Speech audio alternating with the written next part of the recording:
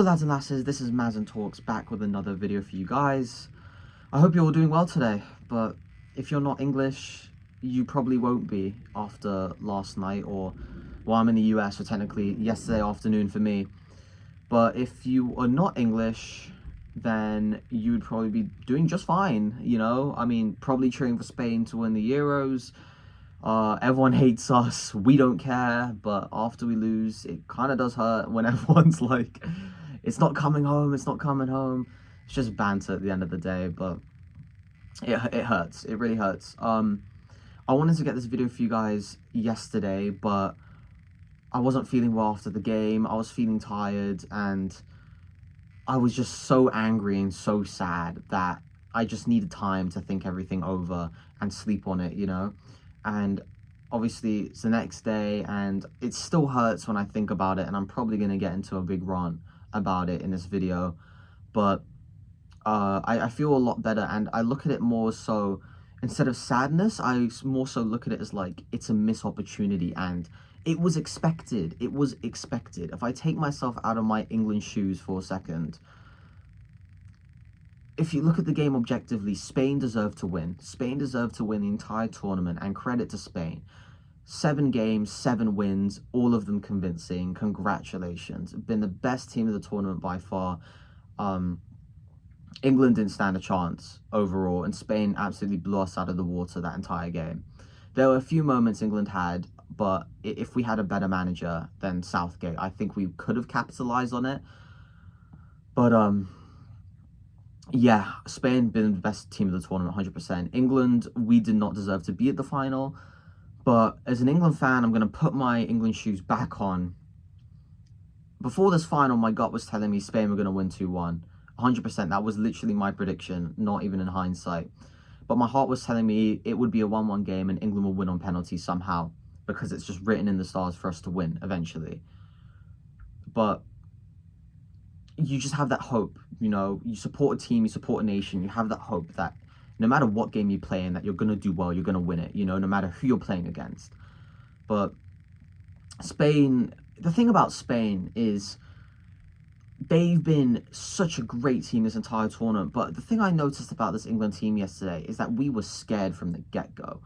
I don't know if that was Gareth Southgate's mentality to the players, if that was the players alone. I'm sure, as much as I think Southgate should go and I disagree with his philosophy, I don't think he would not tell the players to just be scared. He would tell them, play your game. But a bunch of our players were scared, and this is an England thing. It feels like whenever we get to a big stage, we get nervous, we get scared, and we bottle it. We bottle it. It's simple as that. We're serial bottlers. And it doesn't help that Gareth Southgate is our manager, because he's a serial bottler in himself. He's a great bloke, but when it comes to football tactics, he's just not the man. But we were so scared yesterday, and like, we know Spain are a good team, but come on, it's not like there's some like supernatural force that are gonna like beat us to every ball no matter how much we try. They're gonna, you know, like, they're the best team ever, and like, they're a great team, don't get me wrong, but we're England. We're your footballers, your established footballers for your clubs. Why are you so scared of Spain? They're human. You're human. You both have the ability, you both have equal physicality to fight for that ball, to win a game, and you're scared. I don't understand. Like, within the first 10 minutes, I was already like, England are going to lose this final. But obviously, I had the hope that we would still come out and win. But we're scared. And it makes absolutely no sense whatsoever. And maybe it's just an English thing, I don't know. But I feel like if we had some sort of tactics going into that game, we wouldn't be as scared. If we had any different manager in that game, I think we would have won that game. I think we would have. As good as Spain are, if we had someone like Jurgen Klopp or something like that, I think we would have won that game. Because it's the mentality. It's the mentality of the team that you need. Gareth Southgate is great at bonding players together, but he's not good at the overall mentality of winning and the overall tactics of the game. It's as simple as that. If you had someone like Klopp, who's great at bonding players together, has a mentality of winning, and has a tactical vision that usually always works, this team would have won a trophy by now. And this comes down to the FA. Gareth Southgate should have gone after Euro 2021 And I know he brought us to a final, but if you instead stop looking at like the overall context of, or the overall, like, what's the word I'm looking for? The outline of what happened, you know, to make us to the final. Yes, we made it to a final, congratulations. But look at the context of how we made it to these finals. Did we set out a tactical vision and we outplayed nearly every team we played and we won 3-4-0 against teams like France, Portugal, Germany and made it to a final? No, we didn't. We got an easy side of the draw every single time, and the moment we play a somewhat difficult side, we bottle it every single fucking time. Look at this Euros, for example. The group we had, yes, we topped the group, but if we shouldn't have even topped that group. If Denmark beat Serbia in that last game, which we drew to Slovenia, by the way, which we shouldn't have on paper, we wouldn't have topped the group. We would have been on the other side of the bracket with the likes of Germany, Portugal, Spain. We would have been knocked out by the quarterfinals. But no, we got on the easy side of the bracket against teams like Slovakia, Switzerland, Netherlands, and Slovakia. You'll look at Slovakia on paper and English will be beating, but then you'll look at Switzerland, half decent team, and credit to Switzerland. They are a decent team, but England should be beating Switzerland before that game, 100%. And then people will be like, no, but the Netherlands are a somewhat difficult team, and we beat them. Yeah, but the Netherlands are a shadow of their former self. They're not the 2010 Netherlands, who, by the way, beat us every time they played us back in the day, in friendlies and stuff. So that tells you all you need to know every time we play a difficult team. But the Netherlands are a shadow of their former self. Ronald Koeman is not that good of a manager. I'm sorry. He's not. And everyone knows this. The Netherlands are still a work in progress team. We're better than them on paper. If you look at individual to individual, we're better than them overall. And we make it to a final against Spain, and we're the ultimate underdog. But why are we the underdog? Why are we the underdog? It's because of Gareth Southgate. That's why we're an underdog. If we had Jurgen Klopp, we would be favourites to win that game. We probably would have won that game. That's why it's fucking annoying. That's why it's annoying. There are 3 people to blame for the reason why England have not won this tournament. Harry Kane, Gareth Southgate, Kyle Walker. Kyle Walker for those 2 goals. What the fuck were you doing? He's always been that player who relies on his pace, but he never relies on up here. His defensive mentality is never usually good, but he has the pace to make up for it. Today, you can see he's slowing down. He's slowing down with the modern game, and he's so far out of position. Spain take off Rodri for Zubamendi at half-time, and a lot of England fans, including me, think, okay, Zubamendi's good, but Rodri's their best player and they're bringing him off. This is our chance to capitalise. And then within 50 fucking seconds, Spain score. And where does it come from? The right-hand side where Kyle Walker's meant to be. Brilliant play by Lamine Yamal and Nico Williams, by the way. It's a phenomenal finish from Nico Williams. Credit to him. But that should not even be happening if we had a fucking right-back where he's fucking meant to be. But Kyle Walker, no, he's inverting and he's marking Danny Olmo in the centre of the box. No, that's a centre-back's job. Let John Stones or Mark Yehi deal with that. You're meant to be marking the left winger for Spain. Why are you not there? And they score. And the second goal, 3 passes through our whole defence amongst 2 players. And Spain score. Oyarzabal gets the ball one time to Marc Cucurella, and you look at Kyle Walker, and he's out of position once again, by the way. But then you see, okay, no, he's got the recovering pace. He's going to make it. He's going to make it. He makes it, right? And instead of actually lunging for the ball and going for Cucurella, no, he's just going to stop right there and take a step back, which enables Cucurella to play the ball, to give him enough space to play the ball into Oyarzabal in the box. And oh, Lord have you know it, it's 2-1 to Spain. Like, anyone, my cat, could have better defensive awareness than Kyle Walker that game. And the final culprit, Harry Kane. Oh, Harry Kane. I think it's time. I think his days as an England player is over. He's a great goal scorer. He did well at Bayern Munich, but for England, I don't know what it is. he,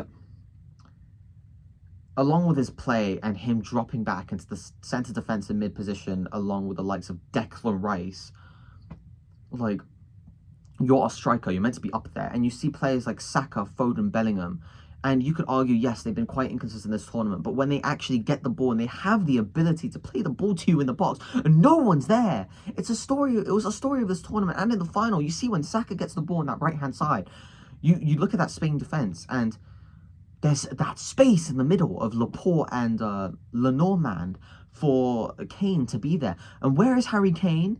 He's 20 yards behind the fucking 18-yard box, near Declan Rice. Where is he? Where is he? And credit to Southgate, yes, he brought Ollie Watkins on in the 60th minute, but why the fuck is Ollie Watkins not starting the game? Yeah, but Harry Kane is the captain. You can't drop a captain. Who the fuck cares if he's our captain? Does he act like a captain? Does he act like one? In the biggest of games, he goes missing, and that's as simple as that. There's a reason why he hasn't won a trophy for club or country. He doesn't show up.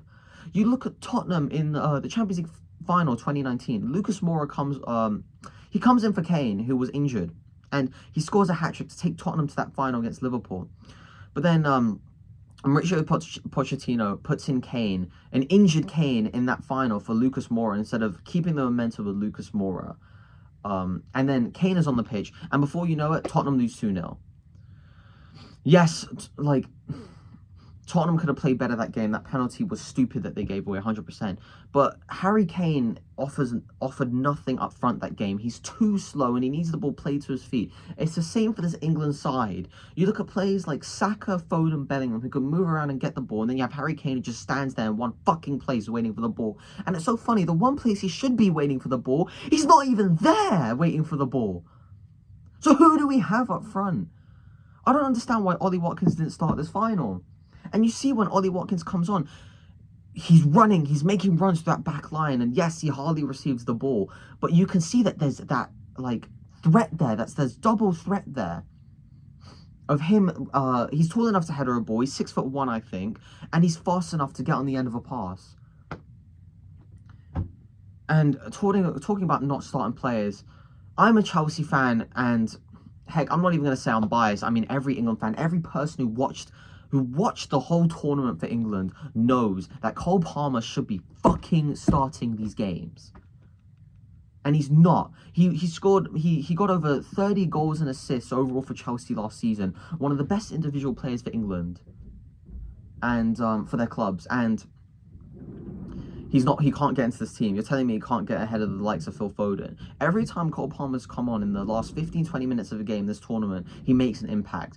And the way Gareth Southgate thinks is, oh, but Cole Palmer, it's working that he's coming on as an impact sub, so instead of starting him the next game, we're going to just keep him as an impact sub.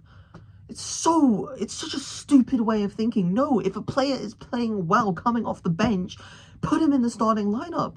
If players like Foden and Bellingham and Saka, I'm going to leave Saka out actually because he's the reason why we made it, and he actually played quite well yesterday. Everything was going through his side. But players like Bellingham and Foden are not playing well the entire tournament. Give players like Cole Palmer a chance. Jared Bowen came on, I think it was the Serbia game, for the last 20 minutes, and he made an impact, and you can see how much he tries and how much he tries to drive with the ball. He's better than Cole Palmer. Bowen's only played one game this entire 20 minutes of the tournament, or this entire tournament, for 20 minutes, I should say. And he makes more of an impact than Phil Foden does in the 7 overall games he's played. Cole Palmer, yesterday, he gets brought on in the 70th minute, and 2 minutes after coming on, he scores a goal. Brings us level. And it brings up the question, why doesn't he start? I don't know. And it comes down to Gareth Southgate. He's such a yes man. He has a bond with certain players like Kane, Foden. Wants to keep them on the pitch for whatever fucking reason, even though they don't play well. And you have players like Cole Palmer and Jared Bowen who want to play. Players based off of merit, not off of how friendly they are with you, how friendly you are with them. It's not about fucking friendship. It's about winning a tournament. You have to make sacrifices. Southgate has no fucking balls. You look at the tactics for England. And this team, you see players like Foden, Saka, who want to press the Spanish back line, but they can't because Gareth Southgate holds them back. He tells them not to press. You can see them. They press for their clubs. Declan Rice wants to press that midfield. He plays for Arsenal. Mikel Arteta's philosophy is about pressing. It's driven into them to want to press. But no, for England, Gareth Southgate's like, no, you're staying back. He plays not to win. He plays to not lose and to not win. He doesn't play to win. He plays to not lose, I should say. That's not the right way of playing. If you play to win, most of the time, you're going to be winning. You're not going to be losing. It's a 50-50. There's no draw in an international tournament. So I don't know why the fuck he's playing for a draw. You want to go to penalty shootouts. But then, did you not learn from Italy in 2020?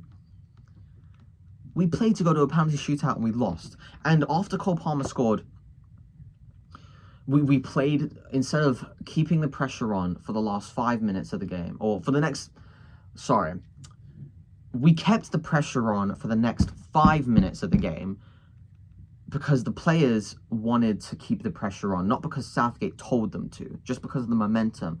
But no, Southgate tells them to sit back and defend. And you look at the last 10 minutes of the game, and you're thinking, okay, no, the Spanish have this. That, like, we're on the back foot again. The Spanish have the ball. They're probably going to score again. And I don't understand why. The Spanish looked scared. They looked scared. You could see after Palmer scored. And I think there was an opportunity after where Saka had the ball on the right-hand side again after that goal. And he's driving at that defense. And the Spanish are scrambling to clear it out. They were scared. We had them on the back foot. Southgate tells us to sit back. And when you sit back, you invite pressure. And you let the other team get more confident. And then they score again.